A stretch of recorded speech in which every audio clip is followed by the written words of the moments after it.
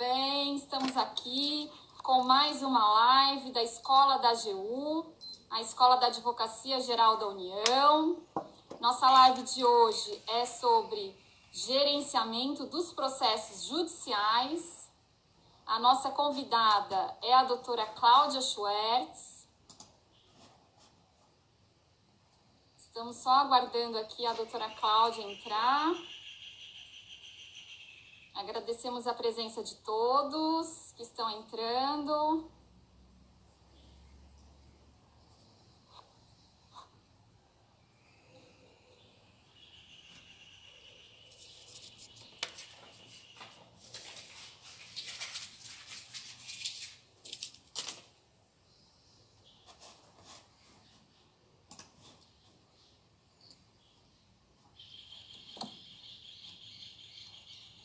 Vamos lá, aguardar a doutora Cláudia.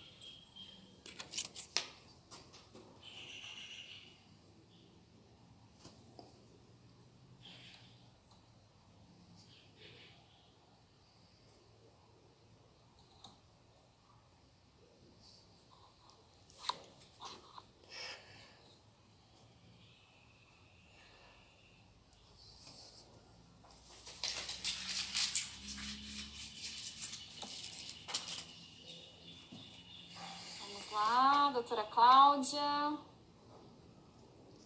Doutora Cláudia entrou! Doutora Cláudia entrou. Peraí que agora eu vou aceitar ela aqui.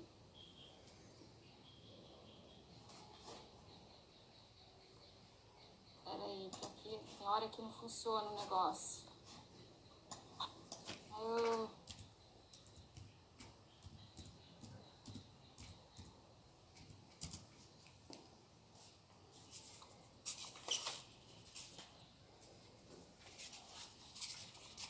Gente, peraí. Vai dar certo. Só um minutinho. Aqui. Cláudia, bem-vinda. A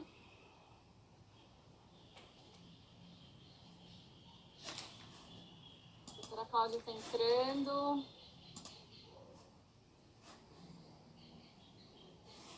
Bem-vinda, Cláudia. Te solicitei. Aí, muito bem. Deu certo. Ótimo, vamos A gente aceitar. sempre tem essa dificuldadezinha inicial, mas depois dá tudo certo. Depois dá tudo certo. Ótimo. Tudo bem, querida? Que saudade de você. É um grande prazer estar aqui na Escola da AGU. Agradeço imensamente o convite, Rita. Nossa, que prazer. O prazer é todo meu. O prazer é todo meu. Opa. Ok? Opa. Não, deu um negocinho aqui, peraí. Aí, pronto. A gente tem... também tô me acostumando, viu, Cláudia? Pensa que eu sei muito não, viu? Também tô me acostumando, mas a gente tá aprendendo. Estamos aprendendo juntos. Tem vários amigos aí entrando. Boa noite a todos. O Lívio, nosso querido amigo. Tá aí. Lívio, que prazer. Boas lembranças de Roma. Boas lembranças, boas lembranças. Cláudia, é uma alegria imensa, uma honra te receber. Primeiramente porque você é uma amiga muito querida, que eu admiro muito. Então, assim, é uma gratidão enorme poder estar aqui conversando de processo com você. Ainda mais sobre um tema, né, que foi a sua tese de doutorado. Verdade. A Cláudia, gente, ela é doutora, mestre em Direito Processual Civil pela Pontifícia Universidade Católica de São Paulo. Ela exerceu o cargo de pró-reitora de Educação Continuada da PUC, fez um trabalho brilhante na pró-reitoria, no período de novembro de 2016 a janeiro de 2018. Ela leciona na graduação da PUC há muitos anos já, na disciplina de Direito Processual Civil, Mediação e Negociação, e também é coordenadora da pós-graduação no COGEAI, das turmas de sábado. Estivemos juntas lá, né, Cláudia? Verdade. É professora também na FADI de Sorocaba, na disciplina de Prevenção e Resolução de Conflitos. Enfim, a Cláudia é também presidente, né, da Comissão de Processo Civil da UAB São Paulo, é conselheira da UAB São Paulo, é uma amiga muito querida que tem um currículo excelente, é uma super advogada, uma super professora, com uma experiência teórica e prática gigante. Eu aprendo muito com a Cláudia. Além de tudo, é um ser humano iluminado, uma pessoa que agrega muito, uma pessoa muito querida, que sempre tem uma palavra positiva, que sempre tem um carinho especial. Cláudia, estou muito feliz de estar com você aqui hoje, estou com muita saudade da gente não se encontrar, né? Nossos almoços, nossos cafés, mas que bom que a gente está podendo estar juntas aqui hoje, né, Cláudia, para falar de um tema que você gosta tanto, que você conhece tanto. Então, eu queria começar fazendo uma pergunta para a Cláudia. A gente fez um evento recente aqui na Escola da GU, com a participação do professor Zanetti, do professor Cabral, e nós conversamos bastante a respeito do processo civil como instrumento de efetivação do direito material. E eu vi que, eu estou com o livro da Cláudia aqui, vou até fazer propaganda, né, gente? É muito legal. O livro foi publicado já há algum tempo, mas continua super útil, super atual. Preciso atualizá-lo com o novo CPC. Estou atrasada. Agora você pode atualizar, mas assim, muito bom o livro, já me inspirou bastante aqui para a nossa live. E eu queria começar te perguntando se o juiz pode, Cláudia, adequar o procedimento à realidade do direito material. Ótimo. Para começar, quero agradecer imensamente o convite, o honroso convite de estar aqui na Escola da GU.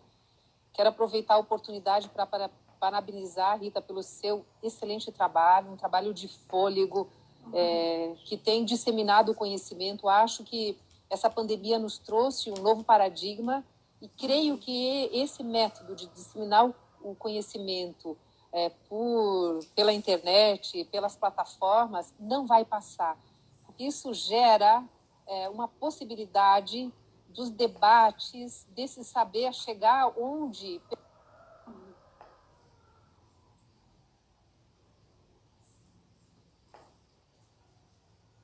Voltei. Muita dificuldade de acessar esse debate, essas palestras. E também quero parabenizar especialmente você pelos temas que tem trazido, tão variados, tão úteis para toda a advocacia, não restrita a uma disciplina ou outra, a um debate ou outro.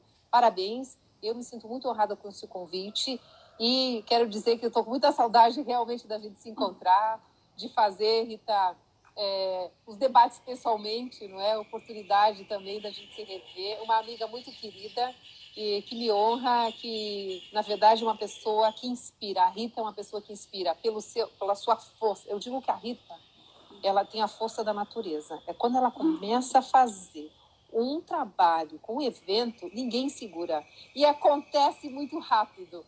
É uma honra estar aqui. Muito obrigada. E esse tema realmente me é muito caro. Esse livro é a publicação comercial da minha tese de doutorado, não é? Teve algumas alterações. Eu preciso, confesso, republicá-lo, atualizando com o novo CPC. Mas a sua pergunta, se o juiz, então, pode adequar o procedimento, merece talvez a gente fazer uma pequena introdução nesse tema. Ele pode... O que o Código diz?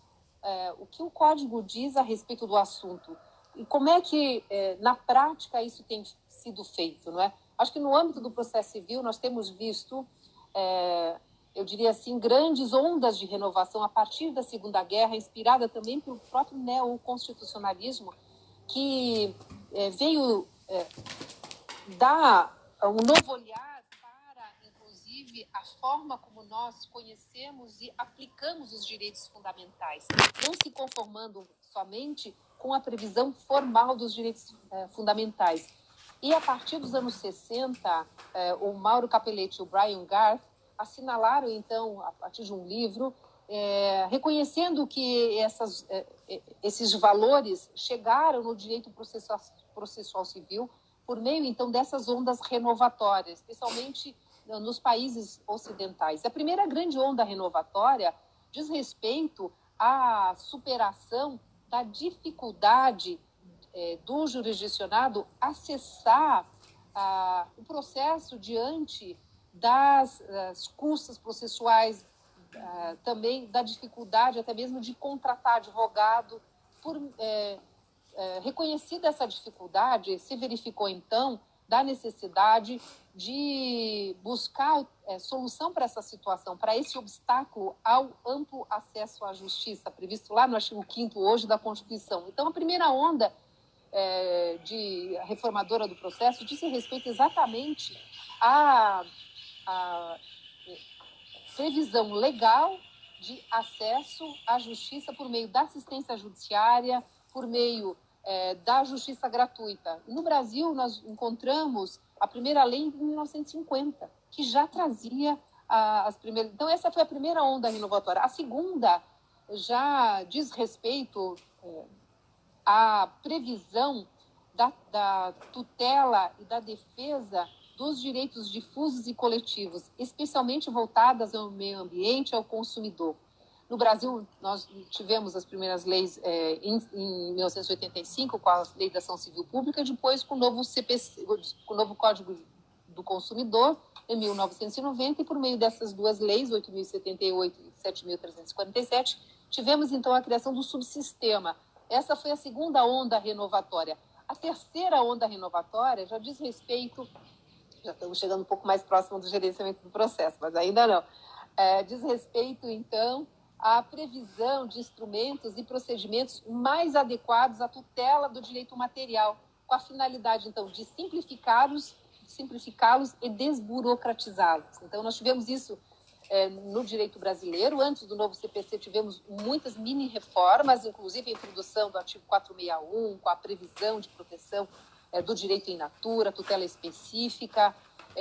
E a quarta onda já diz respeito a essa gestão de processos, né, a construção de políticas públicas, a concretizar o propósito de oferecer, então, ao jurisdicionado uma prestação jurisdicional célere e eficiente. Então, um dos princípios que nós encontramos do gerenciamento do processo é o princípio da eficiência, né? Então, no direito brasileiro, as várias ferramentas disponíveis para o juiz, uma delas é a adequação do procedimento à realidade do direito material. Mas o novo CPC, no artigo 190, previu que não a iniciativa do juiz, mas das partes. Mas aí se pergunta, o juiz pode fazer?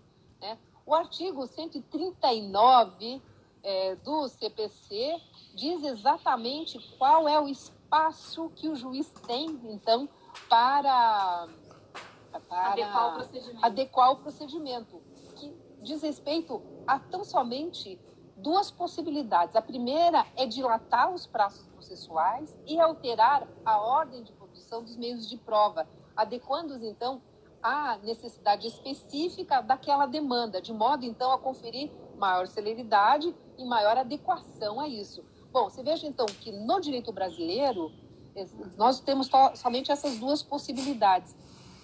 O artigo 190 do Código de Processo Civil, que diz respeito, então, aos negócios processuais, não sei se tem uma pergunta a respeito disso, mas é interessante a gente abordar esse assunto também nesse contexto, porque o artigo 190, ele confere às partes ampla liberdade de realizar negócio processual, né?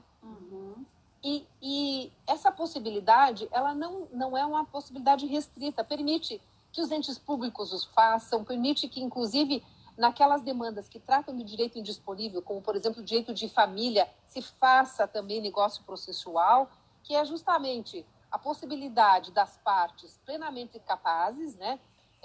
Mas também quando diz respeito ao menor, a investigação de paternidade, que é um direito indisponível de menor, se aquela alteração processual conferir maior eficiência e utilidade ao processo, ao ato processual, se admite, não é? Se admite. Então, o que as partes podem fazer no processo? Podem, então, alterar o procedimento, justamente para adequá-lo, para ajustá-lo às peculiaridades do direito material, né? E convencionar sobre o agir processual, sobre ônus, sobre poderes, sobre faculdades, sobre os deveres processuais antes e durante o processo. Não é? Então, você traz dois pontos importantes aqui, né, Cláudia? Primeiro, a possibilidade do juiz adequar o procedimento. Você até mencionou aqui o artigo 139. Isso. E depois, a possibilidade das partes adequarem o procedimento por meio do negócio jurídico processual previsto lá no 190. Exatamente. E o ordenamento jurídico processual confere ao juiz um espaço limitado para essa adequação. Mas, na minha opinião, diante da situação atual, o juiz ele pode propor às partes uma simplificação. Em relação à possibilidade que o Código oferece, ele pode decidir justificando. Mas, diante de outras situações, o juiz pode também, especificamente, propor às partes. Por exemplo, não é? Vamos pegar um exemplo de investigação de paternidade. O juiz, ao invés de determinar somente a citação, ele pode trazer numa audiência e sugerir às partes, ao invés de contestar, realizar um exame de DNA. Uma contestação relativamente à investigação de paternidade, ela vai alçar argumentos sobre a honra da mulher, não é? Que não interessa para a solução do caso quando o exame de DNA. Se ele pode propor, ele pode. Não, o juiz, então, ele não teria, eu diria assim, uma liberdade de fazer sem um contraditório bem qualificado. É isso. Não é? Mas que o juiz não poderia propor a adequação do procedimento independentemente da vontade das partes. Né? Ele tem que ter a anuência das partes. É essa a sua visão, né? Exatamente. Agora, em relação ao artigo 139, inciso 6, que a lei... Fala das medidas... Isso eu ia te perguntar. Não, desculpa. As medidas de apoio, né? Não, eu ainda não cheguei lá. Eu acho que eu errei. Tá. O 6 fala... Não. É a alegria de estar aqui, a vontade de debater, não é? Porque tem, por exemplo, o negócio jurídico processual, as partes podem convencionar, né, entre elas, independentemente do juiz. Né? O juiz, na verdade, ele não participa do negócio processual, a não ser que seja calendarização, saneamento, compartilhado, enfim. Mas, via de regra, né, ele só acompanha para ver se não tem nada que vai infringir a lei, que vai ser, né, prejudicar alguma das partes. Ele fica só na fiscalização do negócio. Mas o negócio é feito entre as partes. Agora, o 139, ele já traz uma possibilidade mais ampla do juiz mesmo gerenciar o processo. O juiz adequar o procedimento. Né? Isso que a gente também queria falar aqui, porque muita gente tem falado da possibilidade das partes gerenciar o processo, mas não falam dessa parte aí do juiz também fazer esse gerenciamento do processo, de adequar o procedimento ao direito material. Verdade. O juiz, embora a lei estabeleça esse espaço mais restrito quanto à dilatação do prazo e alteração da ordem, o juiz pode, sem dúvida, propor e mesmo determinar algumas alterações desde que assegurem às partes igualdade, paridade de armas, são princípios e objetivos fundamentais. O juiz ele pode fazer, é ele o presidente do procedimento, ele não é titular do direito material, mas o procedimento que trouxer maior eficiência e economia, respeitado o devido processo legal, sem dúvida. Portanto, ele pode sim fazer essa adequação, não é? Embora a lei ela tenha uma previsão tímida contra o juiz, mas dentro do contexto geral, numa interpretação sistemática, é possível, não é?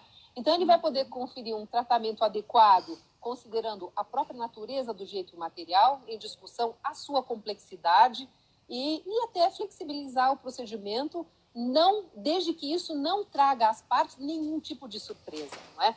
E sempre tratar a demanda de modo a observar a proporcionalidade do valor do objeto do processo, dos custos processuais e das condições financeiras da parte.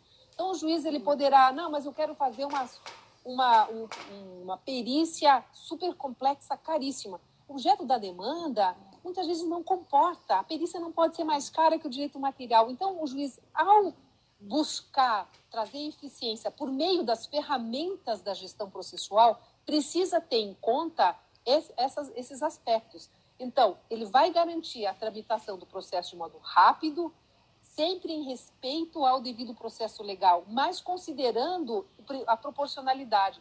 Vai estimular também as partes a cooperar e buscar que o processo tramite com o menor custo possível, né? Tratar da demanda considerando a existência de outros processos, distribuindo adequadamente os próprios recursos materiais que aparelham o Poder Judiciário. E, sobretudo, o que o juiz tem que fazer? Levar em consideração as consequências práticas da repercussão relativa à gestão de processo. Não pode ser uma decisão que traga às partes uma surpresa ou mesmo consequências que saiam do controle. Não é isso que a gestão de processo pelo juiz traz de modo adequado ao jurisdicionado de eficiência. Ao contrário, ou seja, o juiz, ao gerir o processo, adequar o procedimento, o mesmo sugerir, e aí faz parte das ferramentas do processo, até mesmo que o juiz sugira que a parte, parcial ou totalmente, utilize dos meios adequados de solução de conflitos. Por exemplo, para a gente fazer uma adequada valoração da empresa, vocês não querem ir à arbitragem numa Câmara específica que só faz isso, por exemplo? Isso é muito interessante. Não é? Depois voltem para cá para a gente julgar, considerando a avaliação que vocês vão fazer nessa Câmara, julgar as consequências, considerando o pedido e o contrapedido das partes. Ou seja, isso também é uma ferramenta. Mas eu só queria complementar que isso é um aspecto muito importante, que cabe ao juiz proibir que as partes, ou agir de modo que as partes não sejam surpreendidas com a organização e adaptação procedimental. Embora esse requisito decorra do próprio respeito ao contraditório e ampla defesa, a sua previsão como requisito legal, como um princípio no processo, torna esse aspecto muito relevante no gerenciamento do processo. Sim. Acho que respondi. Agradecer a participação de tantos amigos aí, a querida professora Arlete. Ela está falando que o saneamento consensual precisa da homologação do juiz, sim, como a calendarização, né? São atos, são negócios processuais que dependem realmente da anuência e da homologação do juiz. O Lívio também está falando aí que vale a pena analisar o princípio cooperativo. Exatamente. A moderna processualística está indo muito para esse lado mesmo, né? Da necessidade de cooperação, de participação ativa de todas as partes, né? De ampliar mesmo os poderes das partes, de participarem, né, do processo, inclusive adequando o procedimento. E a Cláudia estava falando aqui das medidas de apoio do artigo 139, né, Cláudia? Que o juiz pode se utilizar para a realização do direito material. O artigo 139, na sua opinião, o juiz pode utilizar das medidas de apoio, independentemente do pedido das partes? Ele pode fazer essa adequação independente da vontade das partes? Olha, na minha opinião, ele pode, desde que isso traga eficiência às partes. Mas as partes, ele pode fazer isso, mas as partes precisam ser previamente cientificadas do provimento. Então, por exemplo, uma causa que diz respeito à poluição, não é? A poluição no rio, em que as comunidades ribeirinhas estão sofrendo com aquele evento danoso provocado, por exemplo, por uma empresa. Ok, o Estado, então, ele pode determinar que sejam colocados filtros, não é? Independente do pedido da ação civil pública, que poderia ser, o fechamento da fábrica que determina colocar filtros, e ele poderia, por exemplo, em relação à própria... Então, de ofício ele pode, né? Ele pode ter algumas ideias, porque isso pode ser mais adequado para toda a comunidade, não é? Sim.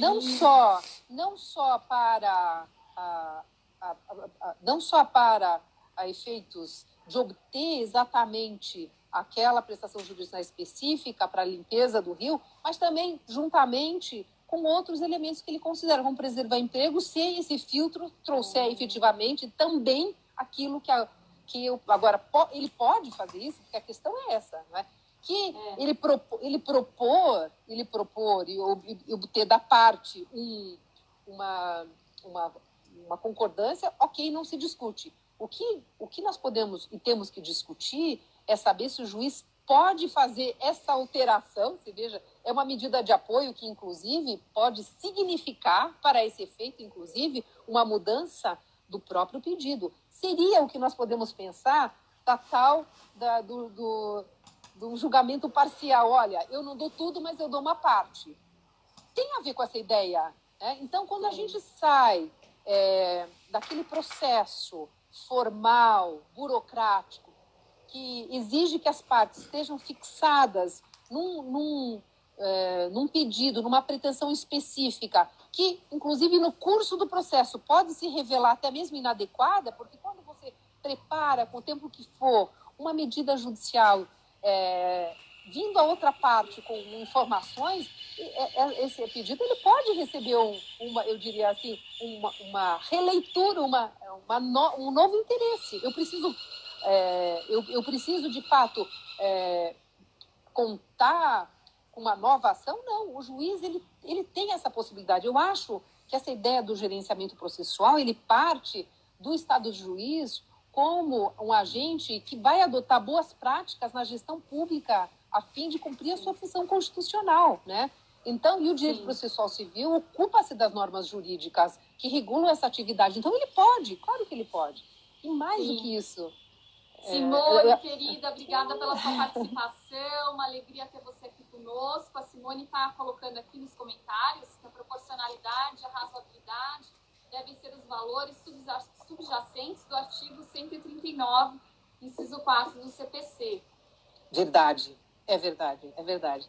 E eu, no meu livro, eu até digo que o direito administrativo, ele respirou os novos ares vividos por todos os ramos do direito, e que não há mais aquela ideia de que o direito administrativo, o direito público, o Estado, ele se contrapõe ao indivíduo, não é? Na verdade, ele se impregnou das construções jurídicas formuladas pelo neoconstitucionalismo. Então, a jurisdição, que é poder do Estado, ela deve ser compreendida assim.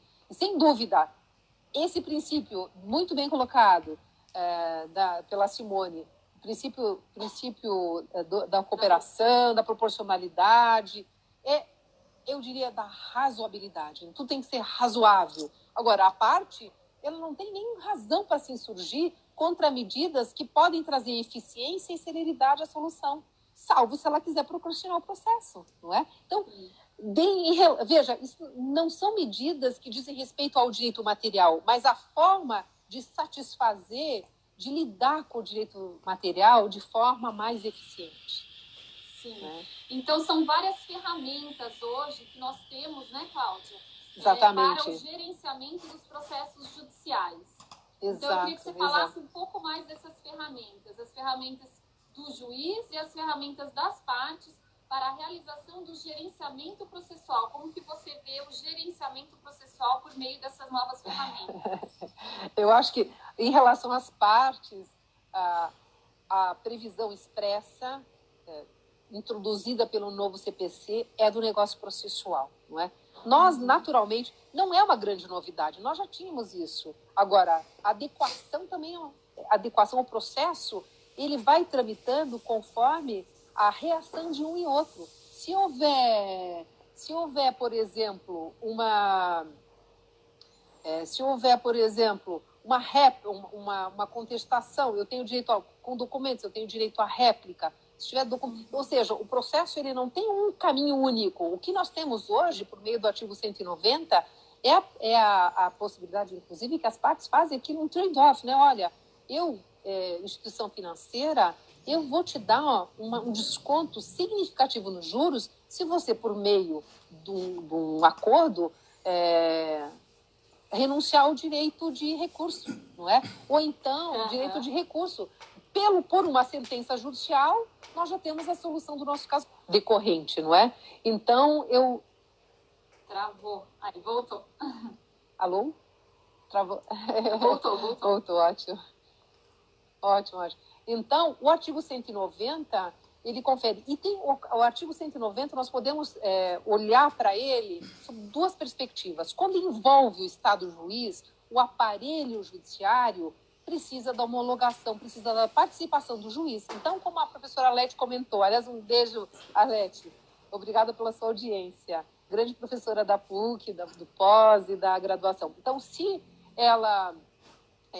se precisar utilizar do aparelho do Poder Judiciário, não há dúvida que o Poder Judiciário precisa participar desse negócio. Eu não posso, junto com a PARD, fazer um acordo que eu vou fazer uma sustentação oral no tribunal de 1 hora, porque o assunto é complexo, sem consultar se o Poder Judiciário tem condições de me atender em preterição aos demais processos. Porque as partes têm que saber que, ao litigar, elas estão consumindo também os recursos do Poder Judiciário e devem fazê-lo de modo a considerar que os outros processos também são importantes.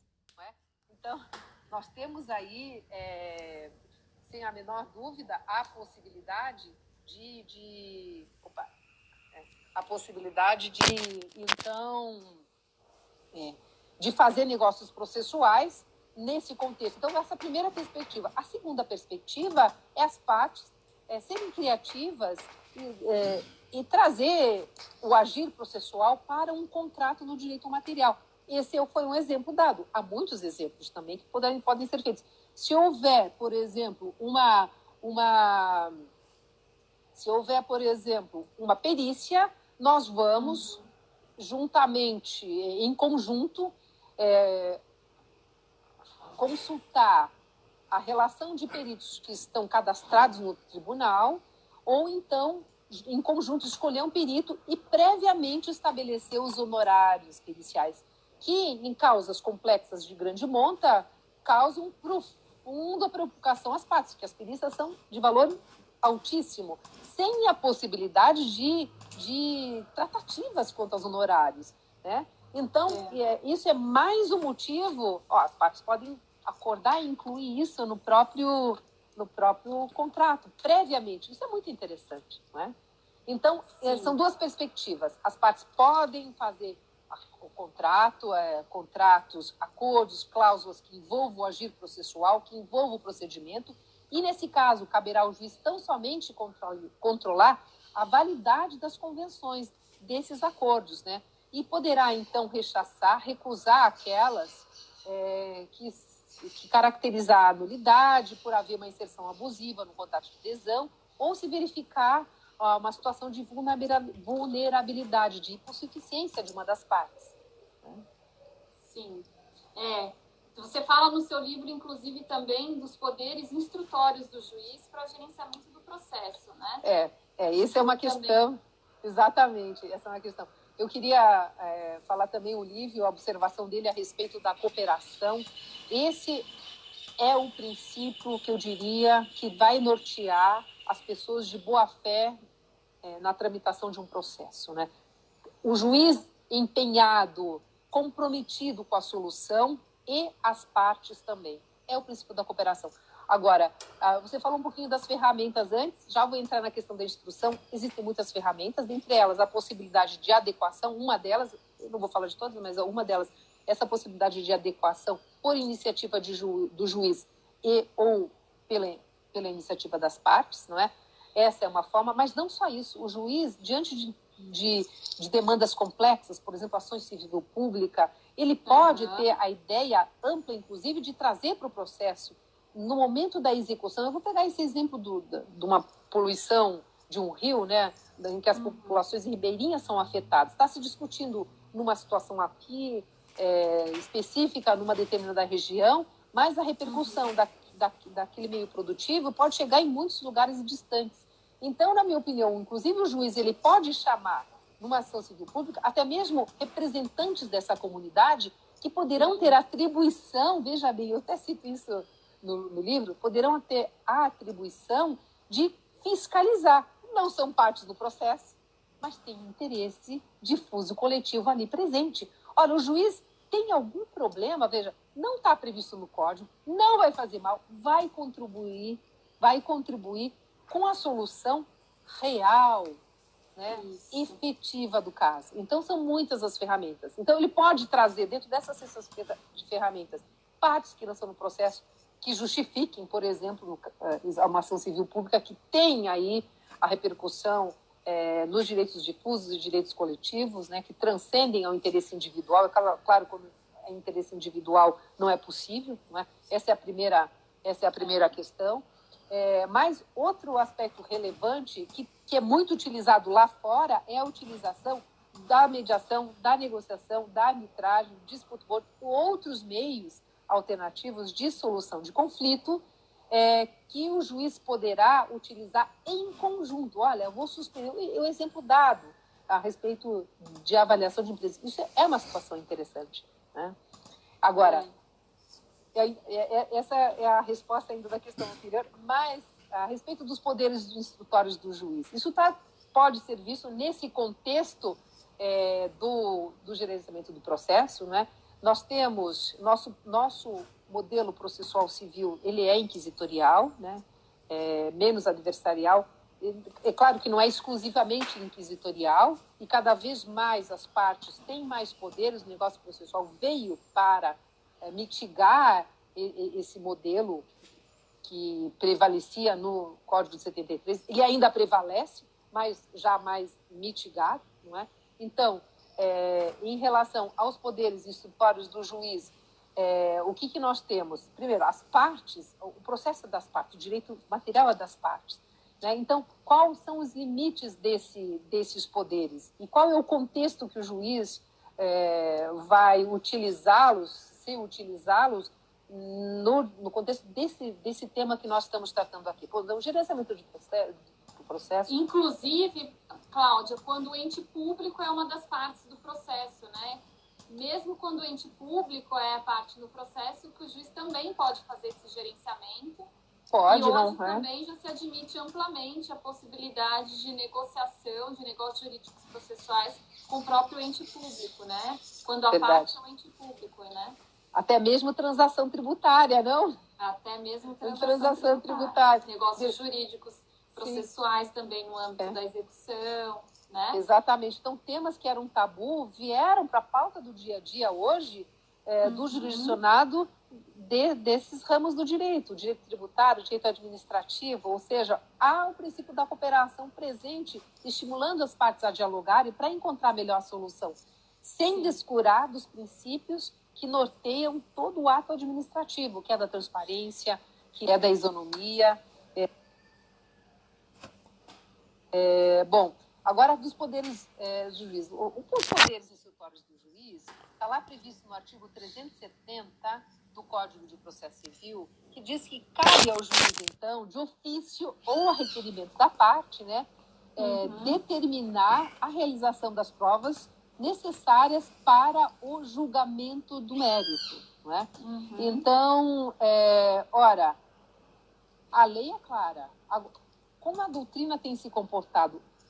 Bom, nós temos uma corrente aí, eu diria, capitaneada pelo William Ferreira, que trata disso. Ele defende a ampla liberdade do juiz determinar a produção de provas, uma vez que o juiz, as provas são dirigidas ao juiz para o seu convencimento. Então, teria ele esse interesse de realizar toda a prova que ele entender necessário, não é?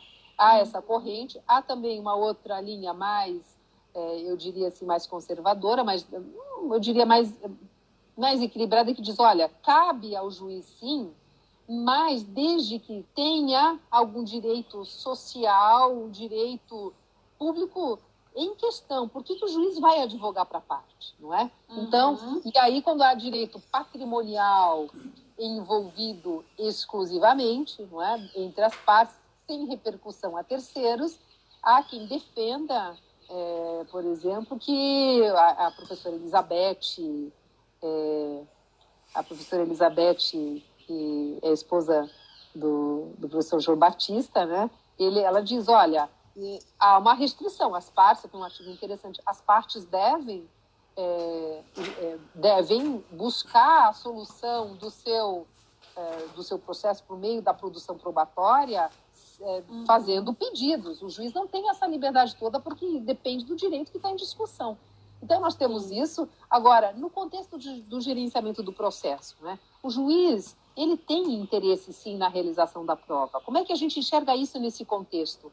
Eu acho que o ideal é ele fazer uma audiência e discutir com as partes isso, né? E aí ele vai ter, inclusive, condições de fazer até a calendarização do processo, muito utilizada na arbitragem.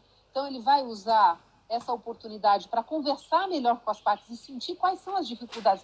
Ele poderia fazer isso. O juiz tem muitas possibilidades. Essa audiência que o juiz especificamente faz para sanear o processo e até mesmo organizar este processo para as próximas fases, é muito eficaz. Depende, nós não temos ainda a cultura de fazer isso, mas ele é muito eficaz, seria muito adequado. Que nós tivéssemos mais experiências nesse sentido. E, neste momento, ele vai tratar também da produção probatória. Então, ao invés dele impor, mesmo em assuntos que tratam exclusivamente de direito patrimônio disponível, ele poderá tratar disso. Né? Quais são as dificuldades das partes promoverem as provas, considerando que isso é em favor delas e da solução do processo. Né? Então, o juiz tem essa possibilidade. Uma das ferramentas é a própria audiência no saneamento compartilhado que se faz, né? Pouco porque nós temos uma dificuldade de agenda. Eu acho que é muito mais a cultura que nós temos de não fazer isso. Nós temos, eu diria assim, o maior número de decisões sobre o saneamento do processo é aquela feita em gabinete. Né? O juiz diga às partes as provas que pretendem produzir. É esse o mecanismo. E as partes justificando-as. E assim vai, o vem e vai do processo. Marca uma audiência, hora para começar, hora para terminar. Discute com as partes quais são os temas probatórios, quais são os temas controvertidos. Calendariza isso. Né? Realmente, a gente tem bastante ainda para evoluir nesse tema do gerenciamento dos processos, de utilização, né, dos procedimentos, das técnicas processuais mais adequadas. Hoje existe essa liberdade também, né, Cláudia, de o juiz utilizar todo o sistema jurídico para atender aquele direito material, né? Ele não precisa hoje seguir um procedimento rígido, né? Então, Verdade. ele pode utilizar as técnicas processuais que sejam mais adequadas para solucionar aquele caso concreto. Você falou de processos coletivos. Tem estudos muito interessantes publicados aí na revista de processo, do professor Zanetti, do professor Cabral, falando isso, especialmente nos processos coletivos, né? Exato. Que o juiz deve procurar utilizar as técnicas processuais que sejam mais adequadas para atender aquele direito material, com a participação da população atingida, inclusive. Deve chamar todo mundo, ampliar o diálogo, né? Fazer um diálogo interinstitucional, né? Fazer um diálogo com os membros do poder público, com os membros do Ministério Público, com as partes envolvidas, né? Não só, como diz o Zanetti, não só por meio da audiência pública, né? Que a audiência pública também, agora nesse período de pandemia, que tudo virou virtual, porque uma grande dificuldade da audiência pública também é de participação, né? Verdade. Hoje, se elas forem realizadas virtualmente, eu acho que amplia muito a possibilidade de participação, por exemplo. O acesso, né? Claro. O acesso, exatamente. Então, assim, hoje, dependendo da questão, se a solução não for feita dessa forma, não vai pacificar, né? Não vai trazer a melhor solução, a solução mais adequada. Então, é em prol da efetividade mesmo, é em prol de encontrar a solução mais adequada ao caso concreto, né? De atender melhor a sociedade, inclusive, né? Que é uma responsabilidade hoje, não só do juiz, mas dos próprios advogados, das partes, né? De ter essa responsabilidade também construção da melhor solução para o litígio. Né? Alguns litígios são resolvidos por meio da mediação, da conciliação, você que é uma grande especialista no tema, né?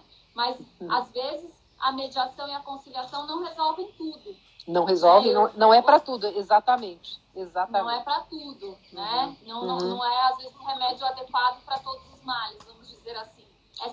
É muito importante ampliar a utilização da mediação e da conciliação. Eu acredito que tem um potencial enorme de, pelo menos, fazer com que as partes reflitam com mais profundidade a respeito do litígio, né? Isso a gente... na escola a gente teve a oportunidade de participar de tantos eventos, eu vi tantas pessoas que são tão estudiosas nessa área de mediação, de conciliação, de negociação, que muitas vezes não se resolve, né, o conflito através da mediação, da conversa, da negociação, mas amadurece o conflito, né, as partes se amadurecem, um consegue entender melhor o lado do outro, né, e transforma, você não encontra a solução, mas você transforma. E aí as partes entram para o processo judicial mais preparadas também para a cooperação, como o Lívio falou, para tornar aquele procedimento mais adequado, né? Para atuarem mais ativamente na construção da solução, porque ninguém melhor do que as partes para explicar, né, para o juiz onde que estão ali os pontos controvertidos, né? O que onde que o juiz precisa realmente atuar como imparcial, né, para decidir, mas as partes participando da construção daquela solução, né? Quanto mais complexo o litígio, mais importante é essa participação das partes ampliada, né? Esse contraditório aí com nova roupagem, né? Verdade. Essa qualificado, né? Procedimental, temos que amadurecer para esse lado, né? A atuação, hoje com a tecnologia, né? Com essas peças processuais aí, que é muito fácil você achar uma jurisprudência, é muito fácil você achar uma doutrina para copiar e colar na sua peça processual. O advogado, ele tem que ir além, né, Cláudia? Ele não pode ficar só naquele copia e cola, ele tem que olhar para o conflito, para aquele litígio, e atuar de forma mais proativa, né, de forma mais profunda, trazendo mesmo quais são, né, as dificuldades encontradas, as peculiaridades daquele caso concreto, e utilizar todas as técnicas processuais. Tem que ter uma visão mais ampla hoje do sistema, né? Inclusive nos repetitivos, né? A gente estava comentando também como se tudo está interligado, né? A gente estava estudando tanto precedentes, os repetitivos, recurso especial extraordinário repetitivo, né? O incidente de assunção de competência, o incidente de resolução de demandas repetitivas, o RDR. Como é importante a atuação dos advogados públicos e privados de forma mais efetiva, né? Trazendo o tema que realmente é necessário, que vá para a uniformização, trazendo todos os argumentos necessários para que o juiz possa decidir, fazer um precedente qualificado, né? Então, a gente tem que olhar o processo hoje de uma maneira mais ampla. E eu sei que você tem essa visão ampla aí. E um aspecto que nós podemos identificar das partes, se no direito material elas têm interesses contrapostos, no direito processual não, porque ambas querem a solução do processo. Cada qual na sua perspectiva, mas ambas querem. Então, é possível identificar esses aspectos comuns e construir um caminho que seja proveitoso para ambas as partes.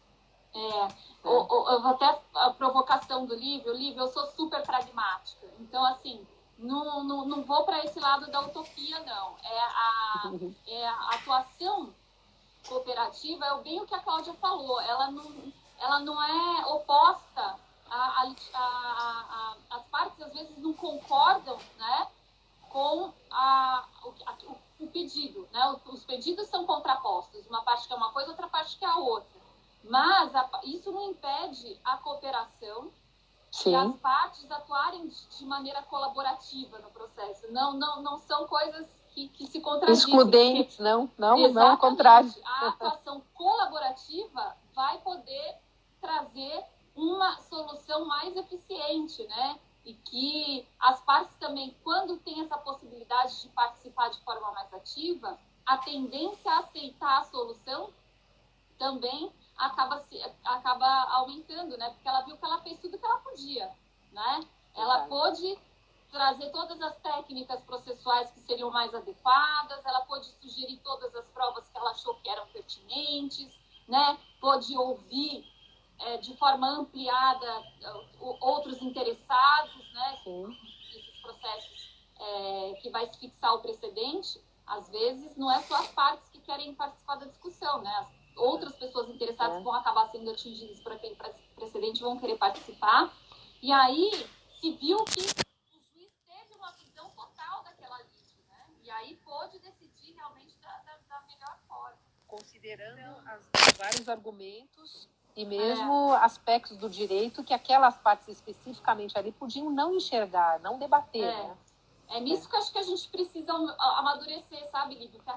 É muito fácil jogar toda a responsabilidade para o juiz e depois ficar reclamando que a decisão foi ruim, que a decisão não foi boa, e aquele número de recursos, né, que não acaba mais, que leva o processo a ficar anos e anos e anos. A gente tem que valorizar mais a primeira instância.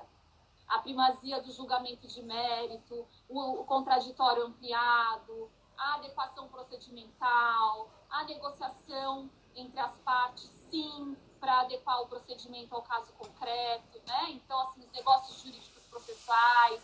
Então, hoje as partes têm muitas ferramentas para serem utilizadas no gerenciamento do processo, né? Então, elas têm que aproveitar ao máximo, porque se tiver uma boa discussão em primeira instância, tiver uma boa decisão em primeira instância, isso vai evitar também a eternização dos recursos. E a tendência nós sabemos, né, Cláudia, que o filtro seja cada vez maior, né? Verdade. Os tribunais todos aí abarrotados de processos. Então, a ideia é de que o filtro seja cada vez maior. A gente já vê isso nos tribunais superiores. Mas a ideia, né, é o único jeito. Como que nós vamos diminuir o número de processos? Como nós vamos diminuir o congestionamento? Trabalhando de forma mais qualificada, sem dúvida nenhuma. Né? E em conjunto. Eu digo investindo na qualidade do trabalho, né? Investindo na qualidade. Eu digo que o juiz... É verdade. Né? O sistema de precedentes só vai ser efetivo, só vai atingir a finalidade na hora que todos colaborarem, né? Todos os operadores do direito, para que sejam realmente criados precedentes qualificados e que não mudem, né, depois. Que os precedentes sejam estáveis, que sejam estáveis. Estáveis, uniformes e tragam a segurança jurídica, né? Tragam a segurança jurídica. Cláudia, o nosso tempo já está acabando, você acredita?